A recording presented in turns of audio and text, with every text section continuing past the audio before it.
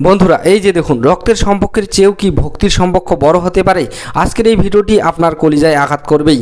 দেখুন, রাত তখন 12টা। সারাদিন হাড়ভাঙ্গা খাটুনি শেষে ছেলেটি যখন পিঠে ব্যাগ নিয়ে ক্লান্ত শরীরে বাড়িতে ঢুকলো, তখন তার বোনকে মোবাইল টিপতে দেখে সে জিজ্ঞেস করলো, মা কি খাবার খেয়েছে? বোনটি অন্তত উদাসীনভাবে উত্তর দিল, হ্যাঁ মা খেয়ে নিয়েছে, তোর খাবার টেবিলে রাখা আছে, ওখান থেকে নিয়ে নে। ছেলেটি ক্লান্ত শরীরে তখন সে প্রথমে তার নিজের ঘরে গিয়ে ব্যাগটি রাখলো এবং তারপর খাবারের ঘরে গিয়ে যখন পরম তৃপ্তিতে রাতের খাবারটা মুখে নিতে গেল, দেখলো হাড় কাঁপানো ঠান্ডায় রুটিগুলো পাথরের মতো শক্ত হয়ে গেছে আর ডালটাও জমে বরফ হয়ে আছে। ক্ষুধার্ত পেটে এক মুঠো অখাদ্য দেখে ছেলেটির দু চোখ বেয়ে জল চলে আসে। সে খাবার রেখে আবার বাইরে গিয়ে বোনকে অনুরোধ করলো, খাবারটা একটু গরম করে দিবি?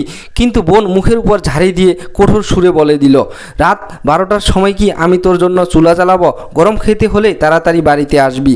বুকের ভেতর এক রাশ কষ্ট চেপে ছেলেটি যখন হাত মুখ ধুয়ে আবার ঘরে ফিরল, দেখলো বিছানার উপর রাখা সেই খাবারগুলো সেখানে আর নেই। সে অবাক হয়ে পিছনে ফিরে তাকালেই দেখলো তার ভাবি পরম মমতায় রান্না করে সেই শক্ত রুটিগুলো গরম করছেন।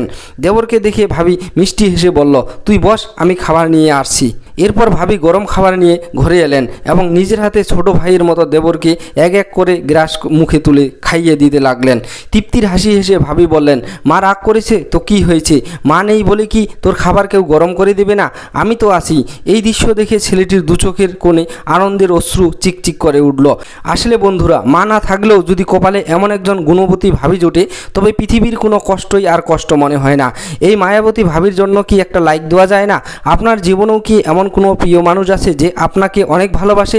থাকলে কমেন্টে তার নামটা লিখুন এবং ভিডিওটি প্রিয়জনকে শেয়ার করে দিন।